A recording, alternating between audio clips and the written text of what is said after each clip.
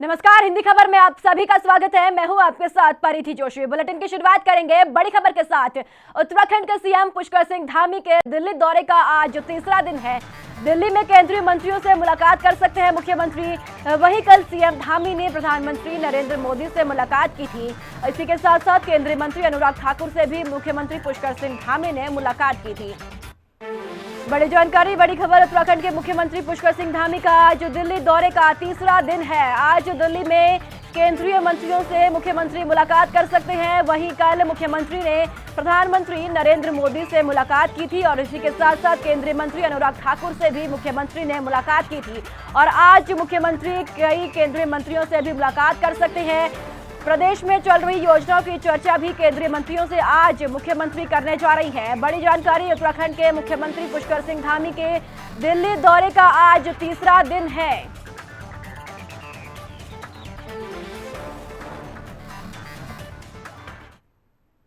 आगे बढ़ेंगे। उत्तराखंड में बीजेपी अपने स्थापना दिवस की तैयारियों में जुट गई है। जी हां, अप्रैल को बीजेपी भव्य तरीके से अपना स्थापना दिवस मनाएगी। इसी के साथ साथ पीएम मोदी करीब 10 बजे देश भर के कार्यकर्ताओं को भी संबोधित करेंगे। इसी के साथ स्थापना दिवस पर पार्टी के वरिष्ठ कार्यकर्ताओं को सम्मानित किया जाएगा। बीजेपी के स्थापना दिवस पर कार्यक्रम भी आयोजित किए जाएंगे। स्थापना दिवस पर होने वाले कार्यक्रम में मुख्यमंत्री पुष्कर सिंह धामी शिरकत करेंगे और साथ ही बीजेपी के प्रदेश अध्यक्ष महेंद्र भट्ट भी कार्यक्रम में शिरकत करेंगे। बड़ी खबर, 6 अप्रैल को बीजेपी अपना स्थापना दिवस मनाई जा रही है। उत्तराखंड में बीजेपी अपना स्थापना दिवस मनाने की तैयारियों में जुट गई है। भव्य तरीके से स्थापना दिवस की तैयारियों में भाजपा उत्तराखंड में जुट चुकी है। पीएम मोदी करीब 10 बजे देश भर के कार्यकर्ताओं को संबोधित करेंगे और स्थापना दिवस पर पार्टी के वरिष्ठ कार्यकर्ताओं को भी सम्मानित किया जाएगा। 6 अप्रैल को बीजेपी स्थापना दिवस मनाने जा रही है और इस कार्यक्रम में मुख्यमंत्री पुष्कर सिंह धामी भी शामिल होंगे। बड़ी खबर, बड़ी जानकारी, 6 अप्रैल को बीजेपी अपना स्थापना दिवस मनाने जा रही है और उत्तराखंड में भव्य तरीके से भाजपा तैयारियों में जुट गई है। इसी बीच इस कार्यक्रम में मुख्यमंत्री पुष्कर सिंह धामी और प्रदेश अध्यक्ष महेंद्र भट्ट भी शामिल होंगे और प्रधानमंत्री देश भर के सभी कार्यकर्ताओं को संबोधित भी करेंगे। 6 अप्रैल को भाजपा पूरे देश में अपना स्थापना दिवस मनाने जा रही है और इसी के मद्देनजर उत्तराखंड में भी उत्तराखंड भाजपा कार्यक्रम को लेकर भव्य तैयारियों में जुट चुकी है।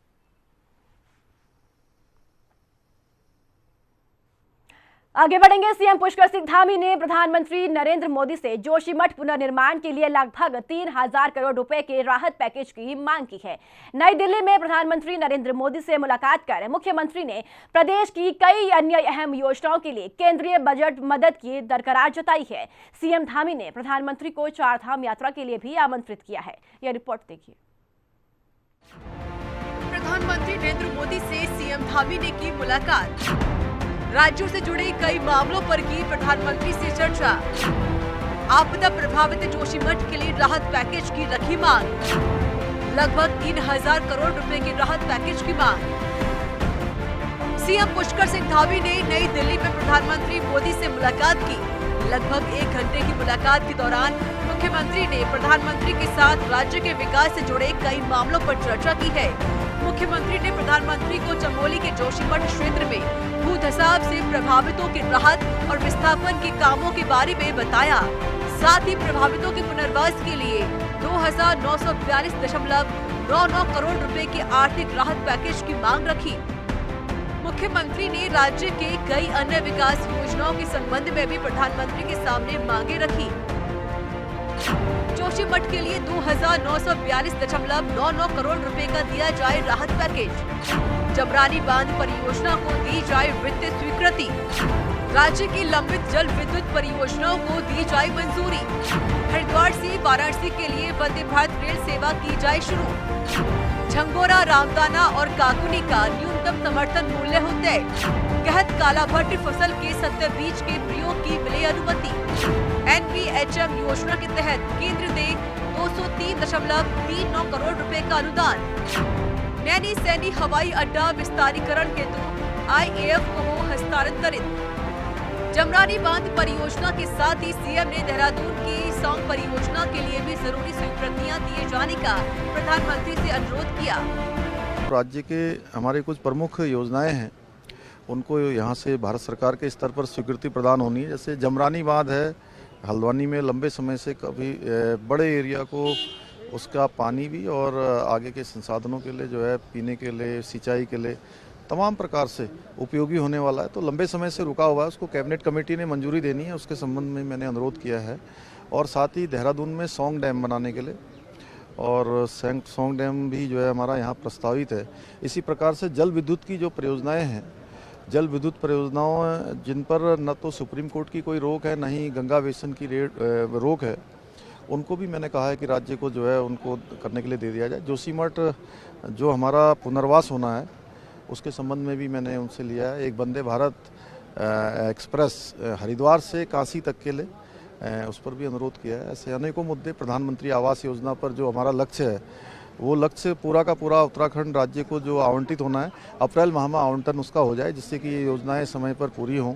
इसी प्रकार से प्रधानमंत्री ग्रामीण सड़क योजना, उसमें हमारे यहाँ पर 3200 किलोमीटर और ऐसी सड़कें बननी, जिसमें से 400 से ज़्यादा बसावटें हैं जहाँ पर अभी सड़क नहीं पहुँच पाई है। तो उन सभी पर मैंने अनुरोध किया है और माननीय प्रधानमंत्री जी का मार्गदर्शन लिया। सीएम ने प्रधानमंत्री को केदारनाथ और बद्रीनाथ धाम के पुनर्निर्माण के कामों की प्रगति के बारे में जानकारी दी। सीएम ने पीएम नरेंद्र मोदी को चार धाम यात्रा, आदि कैलाश और लोहा घाट के मायावती आश्रम आने के लिए आमंत्रित भी किया। हाँ, चार धाम यात्रा का न्योता भी दिया है और साथ में आदि कैलाश आने का न्योता दिया है। आदि कैलाश जो हमारा अंतिम क्षेत्र है, जिस प्रकार से माननीय प्रधानमंत्री जी अभी पिछले अपने प्रवास में माणा आए थे, जो हमारे भारत का, जिसको अंतिम गांव कहते थे, उन्होंने इस बार उसकी संज्ञा बदल दी है, उसको भारत का पहला गांव कहा है। इसी प्रकार से आदि कैलाश भी हमारे भारत के अंतिम क्षेत्र में है, तो उस क्षेत्र में आना।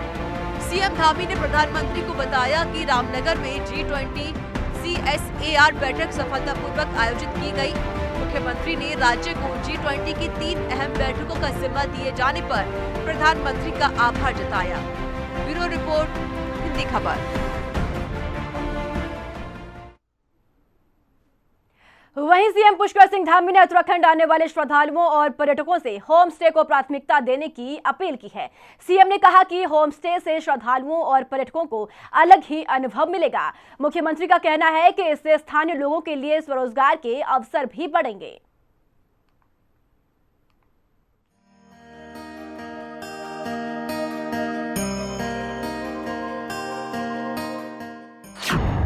मुख्यमंत्री पुष्कर सिंह धामी ने की अपील। उत्तराखंड आने वाले श्रद्धालुओं, पर्यटकों से अपील। ठहरने के लिए होम स्टे को दें प्राथमिकता। होम स्टे से देवभूमि की संस्कृति समझने का मौका। प्रदेश की आर्थिकी में सुधार और स्वरोजगार देने के लिहाज से अहम होम स्टे को बढ़ावा देने के धामी सरकार लगातार प्रयास कर रही है और इन्हीं प्रयासों के तहत सीएम पुष्कर सिंह धामी ने उत्तराखंड आने वाले श्रद्धालुओं और पर्यटकों से होम स्टे को प्राथमिकता देने की अपील की है। दिल्ली दौरे पर मीडिया से बात करते हुए मुख्यमंत्री ने कहा कि उत्तराखंड में इस समय लगभग 4000 होम स्टे पंजीकृत हैं। प्रदेश सरकार ने होम स्टे को बढ़ावा देने के लिए होम स्टे के लिए मिलने वाली सब्सिडी 33% से बढ़ाकर 50% कर दी है। मुख्यमंत्री ने कहा कि वो खुद जिलों के दौरों के दौरान होम स्टे में रात्रि विश्राम कर रहे हैं, जिससे लोगों में होम स्टे को लेकर एक सार्थक संदेश जाए। देखिए, होम स्टे इतने शानदार बने हुए हैं कि राज्य में आने वाले सभी हमारे पर्यटक हैं, जितने भी श्रद्धालु हैं, सैलानी हैं, वो सब होम स्टे में आकर रुकेंगे तो निश्चित रूप से उनको एक जो उत्तराखंड है वो नए स्वरूप में दिखाई देगा। उत्तराखंड का जो मूल दर्शन है वो होम स्टे के माध्यम से आने वाले यात्रियों को, आने वाले मेहमानों को प्राप्त होगा। इसलिए मैंने स्वयं इसकी शुरुआत की है और लोगों से भी मैंने कहा, अनुरोध किया है कि होम स्टे में आए। चार धाम यात्रा में लोग आएंगे, हमारी वहाँ पर पर्यटक आएंगे, श्रद्धालु आएंगे। सीएम ने कहा है कि जल्द ही चार धाम यात्रा शुरू होने जा रही है, जिसमें लाखों की संख्या में श्रद्धालु उत्तराखंड आएंगे। पर्यटन स्थलों पर बड़ी संख्या में पर्यटक भी आएंगे। ऐसे में श्रद्धालुओं और पर्यटकों के होम स्टे में रुकने से स्थानीय लोगों की आय बढ़ेगी और राज्य को आर्थिक लिहाज से फायदा होगा। वहीं उत्तराखंड आने वाले लोगों को होम स्टे के जरिए देवभूमि की मूल संस्कृति और परंपराओं से परिचित होने का भी मौका मिलेगा। ब्यूरो रिपोर्ट, हिंदी खबर।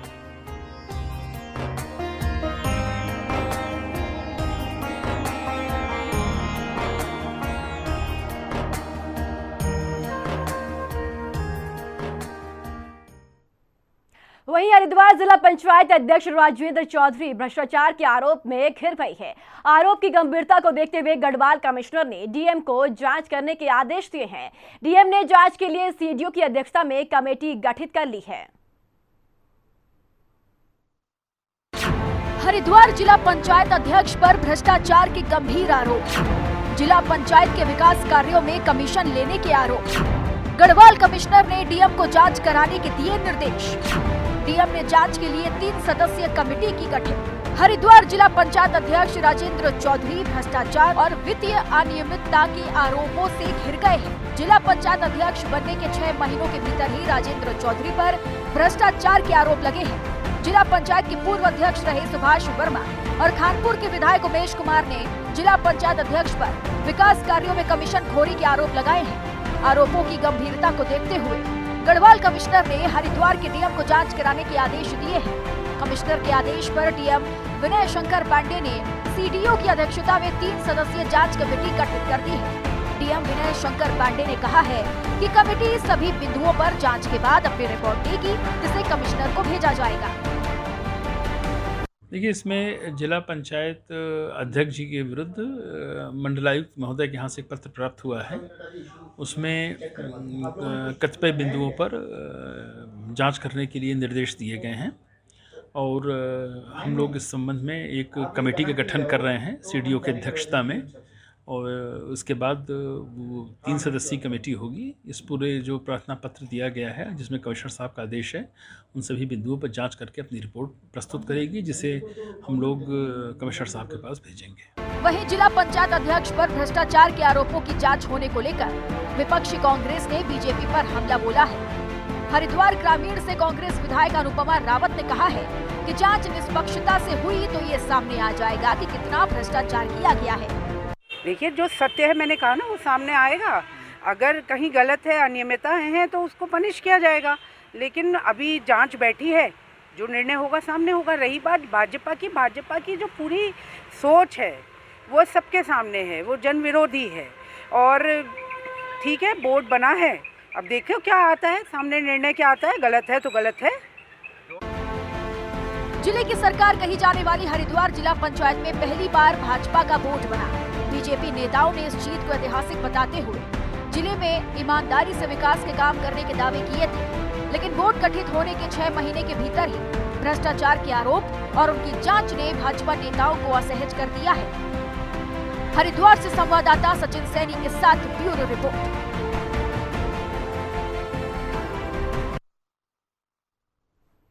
वहीं चारधाम यात्रा शुरू होने से 20 दिन पहले कम का समय रह गया है, लेकिन खराब मौसम के कारण यात्रा को लेकर चल रही तैयारियां बाधित हो रही है। खासकर केदारनाथ धाम में बार बार हो रही बर्फबारी ने प्रशासन की मुश्किलें और बढ़ा दी है। यह रिपोर्ट देखिए। 22 अप्रैल से शुरू हो रही चारधाम यात्रा। चारधाम यात्रा की तैयारियां अंतिम दौर में। खराब मौसम से तैयारियां हो रही बाधित। केदारनाथ धाम में बर्फबारी ने बढ़ाई चुनौती। 22 अप्रैल को गंगोत्री और यमुनोत्री धाम के कपाट खुलने के साथ ही इस साल की चारधाम यात्रा का आगाज हो जाएगा। सीएम पुष्कर सिंह धामी ने यात्रा के मद्देनजर सभी जरूरी इंतजाम 15 अप्रैल तक पूरे करने के निर्देश दिए हैं। मुख्यमंत्री के निर्देश पर प्रशासन यात्रा तैयारियां पूरी करने में जुटी हुई है, लेकिन खराब मौसम के कारण तैयारियां बाधित हो रही हैं। खासकर केदारनाथ धाम में हो रही बर्फबारी ने चुनौती बढ़ा दी है। 25 अप्रैल को केदारनाथ धाम के कपाट खुलेंगे और इसके साथ ही धाम में हर रोज हजारों की संख्या में बाबा केदार के भक्तों की भीड़ उमड़ेगी। जिनके लिए पैदल मार्ग को दुरुस्त किया जा रहा है। केदारनाथ धाम में गौरीकुंड केदारनाथ पैदल मार्ग से बर्फ हटाया जा रहा है। फरवरी महीने से ही पैदल मार्च से बर्फ हटाने के काम को शुरू कर दिया गया था और काम लगभग पूरा हो गया, लेकिन पिछले 3 दिन में हुई बर्फबारी से यात्रा मार्ग पर फिर बर्फ की मोटी चादर बिछ गई है। भारी बर्फबारी के कारण गौरीकुंड केदारनाथ पैदल मार्ग कुबेर गदेरा के पास बर्फ से ढक गया है। हिमखंड रास्ते में खिसक गए हैं। इसके अलावा गौरीकुंड से लिंचोली के बीच पैदल मार्ग पर कई जगह पुश्ते और रेलिंग टूट गई है, जिनकी मरम्मत की जा रही है। प्रशासन ने दोबारा से पैदल मार्ग से बर्फ हटाने और मार्ग को दुरुस्त करने का काम शुरू कर दिया है, लेकिन मौसम को लेकर अभी भी चिंता बनी हुई है।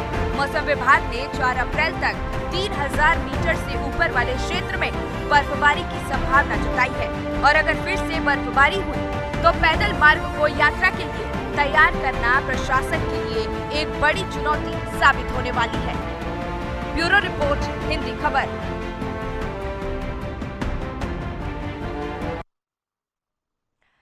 और अब खबर देहरादून से है, जहां मुख्य सचिव डॉक्टर एस संधू ने सचिवालय में 2022-23 नवंबर 2022 को आयोजित चिंतन शिविर के बिंदुओं पर चर्चा की। मुख्य सचिव ने प्रदेश भर के शहरों में सेंट्रल प्लाजा और यूनिटी मॉल की तर्ज पर सिटी पार्क विकसित किए जाने की बात कही। उन्होंने कहा कि ऐसे स्थानों को विकसित कर इनमें वाहनों की एंट्री प्रतिबंधित करते हुए शहरों में इनका प्रावधान किया जाएगा। मुख्य सचिव ने कहा कि शहरों में साइकिल ट्रैक भी विकसित किए जाने पर तेजी से कार्य किए जाने की आवश्यकता है। उन्होंने शिक्षा की गुणवत्ता बढ़ाए जाने के संबंध में कई कदम उठाए जाने की बात कही है।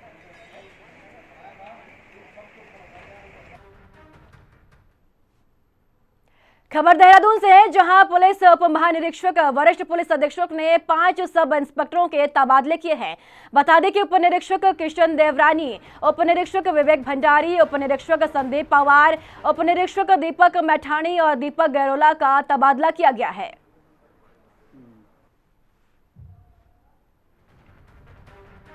एसएसपी ने 5 सब इंस्पेक्टरों के तबादले किए हैं। आपको बता दें कि किशन देवरानी, विवेक भंडारी और इनसे जुड़े कई और इंस्पेक्टरों के तबादले किए गए हैं।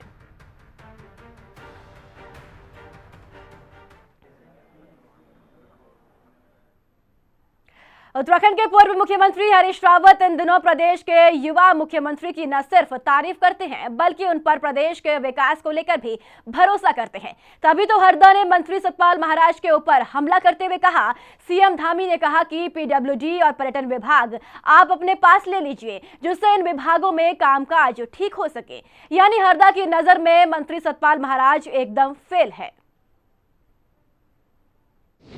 धामी पर नरम, महाराज पर गरम। हरदा का मंत्री पर सियासी सितम। हरदा की निशानी पर सतपाल महाराज।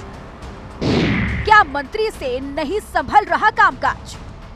उत्तराखंड पूर्व मुख्यमंत्री हरीश रावत इन दिनों प्रदेश के युवा मुख्यमंत्री की न सिर्फ तारीफ करते हैं बल्कि उन पर प्रदेश के विकास को लेकर भी भरोसा करते हैं। तभी तो हरदा ने मंत्री सतपाल महाराज पर हमला करते हुए सीएम धामी से कहा है कि पीडब्ल्यूडी और पर्यटन विभाग अपने पास ले लीजिए, जिससे इन विभागों में कामकाज ठीक से हो सके।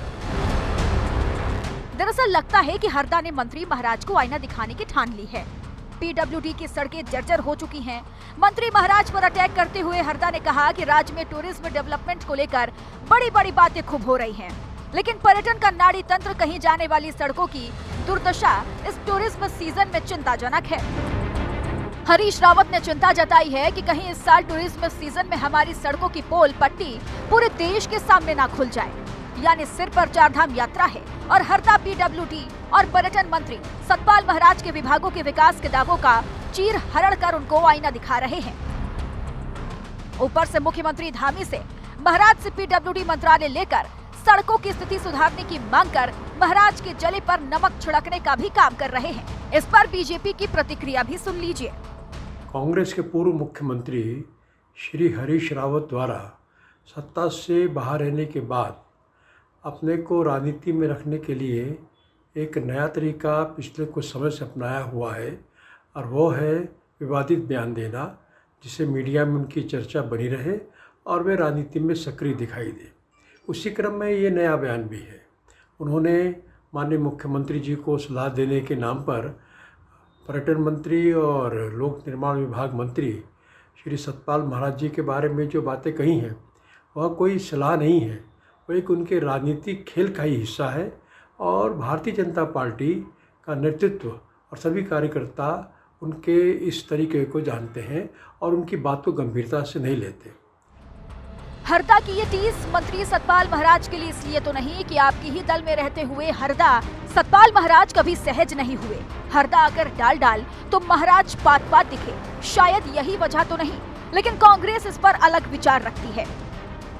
देखिए, आदरणीय हरीश रावत जी उत्तराखंड के सबसे वरिष्ठ राजनेताओं में हैं और अगर वो कोई बात कह रहे हैं तो उसकी गंभीरता को समझना चाहिए, क्योंकि उत्तराखंड में आप देखिए, चाहे वो लोक निर्माण विभाग हो, चाहे सिंचाई मंत्रालय हो, तमाम शिकायतें जनता को उनसे हैं। सड़कों के गड्ढे सरकार नहीं भर पा रही है, मुख्यमंत्री भी इस बात को उठा चुके हैं। और वहीं लोक निर्माण विभाग में आपने देखा कि स्वयं विभागीय मंत्री की संज्ञान के बिना जो है विभाग का HOD बन जाता है। देखना होगा कि हरदा की सियासी टिप्पणी से मंत्री महाराज क्या पलटवार करते हैं। हालांकि हरदा ने खराब सड़कों के मुद्दे को उठाकर एक बार फिर सिस्टम को आईना जरूर दिखाया है। ब्यूरो रिपोर्ट, हिंदी खबर। मुख्य सचिव SS संधू ने देहरादून सचिवालय में 4 धाम यात्रा मार्ग के संबंध वीडियो कॉन्फ्रेंसिंग के माध्यम से बैठक की, जिसमें सचिव सड़क परिवहन और राजमार्ग मंत्रालय, लोक निर्माण विभाग, NHIGCL, BRO और संबंधित जनपदों के अधिकारी शामिल हुए। इस दौरान मुख्य सचिव ने राष्ट्रीय राजमार्गों को जल्द से जल्द दुरुस्त किए जाने की अपेक्षा की है। मुख्य सचिव ने सभी जिलाधिकारियों से फंड्स की परवाह न करते हुए प्रदेश में सड़क सुरक्षा के इंतजाम करने के आदेश दिए हैं।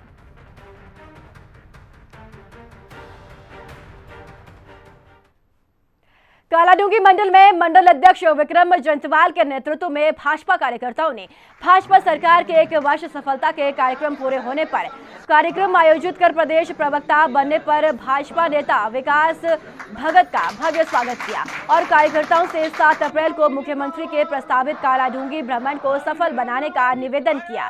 इस अवसर पर भाजपा प्रवक्ता विकास भगत ने कहा कि मुख्यमंत्री पुष्कर सिंह धामी का 1 वर्ष का कार्यकाल सफल और बेमिसाल रहा।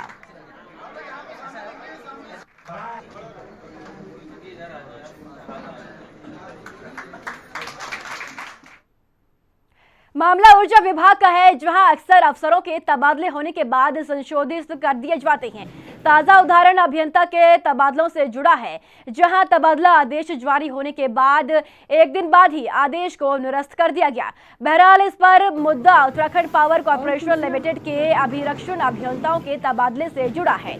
दरअसल 27 मार्च को 4 अधीक्षण अभियंताओं के तबादले किए जाते हैं, जिनमें पहला नाम नरेंद्र सिंह बिष्ट जो इस वक्त ऊर्जा भवन में तैनात है। दूसरा नाम प्रदीप कुमार है जो हरिद्वार में तैनाती किए हुए हैं। खबर है कि फील्ड में तैनात अधिरक्षण अभियंताओं की लगातार काफी शिकायतें मिल रही थी। जाहिर है कि इन तबादलों के पीछे मिल रही शिकायतें भी हो सकती है, लेकिन 24 घंटे ही बीत जाने के बाद अगले ही दिन 28 मार्च को एक नया आदेश जारी किया जाता है और इसमें प्रदीप कुमार को हरिद्वार से ऊर्जा भवन में तबादला करने का आदेश निरस्त कर दिया जाता है। और कुर्सियां साइबर ठगी के मामले में उत्तराखंड STF को एक बड़ी कामयाबी मिली है। उत्तराखंड STF और साइबर क्राइम पुलिस ने हरिद्वार के थाना कोतवाली में 26 अक्टूबर 2022 को दर्ज एक मुकदमे में पश्चिम बंगाल से एक स्वाति ठग को गिरफ्तार किया है। उत्तराखंड STF गिरफ्तार स्वातिर की तलाश में डेरा जमाई हुई थी। 15 दिनों की मेहनत के बाद आखिरकार STF ने अभियुक्त अभिषेक शाह को कोलकाता के एक फ्लैट से गिरफ्तार कर लिया है, जिसके पास से 16 सिम कार्ड, 6 डेबिट कार्ड और 2 मोबाइल फोन बरामद किए गए हैं। और अब खबर मसूरी से है, जहां रविवार को देहरादून मसूरी हाईवे पर रोडवेज बस अनियंत्रित होकर पलट गई। इस हादसे में अब तक 2 लोगों की मौत हो गई और कई लोग घायल हो गए, जिनका उपचार दून अस्पताल में चल रहा है। वहीं परिवहन मंत्री चंदन राम दास ने अस्पताल पहुंचकर घायलों का हालचाल जाना और कहा कि इस कठिन घड़ी में हम घायलों और उनके परिवारजनों के साथ हैं। मसूरी में जो हमारी रोडवेज की अनुबंधित बस है उसकी जो दुर्घटना हुई वो बहुत ही दुर्भाग्यपूर्ण हुई है। उसमें 2 लोगों की कैजुअल्टी हुई है और लगभग 29 लोग घायल हुए हैं। 2 गंभीर घायलों को मैक्स अस्पताल में भर्ती किया गया है और बाकी 12 घायल कल शाम को रिलीव हो गए हैं। बाकी घायलों का इलाज दून अस्पताल में किया जा रहा है, जिसमें मैं स्वयं आज मैंने देखा। मेरे साथ परिवहन विभाग के अधिकारी थे और तत्काल प्रभाव से सभी घायलों को जो घोषित धनराशि हमारी वो उपलब्ध करा दी गई है। और इसी के साथ इस बुलेटिन में इतना ही। दीजिए इजाजत, नमस्कार।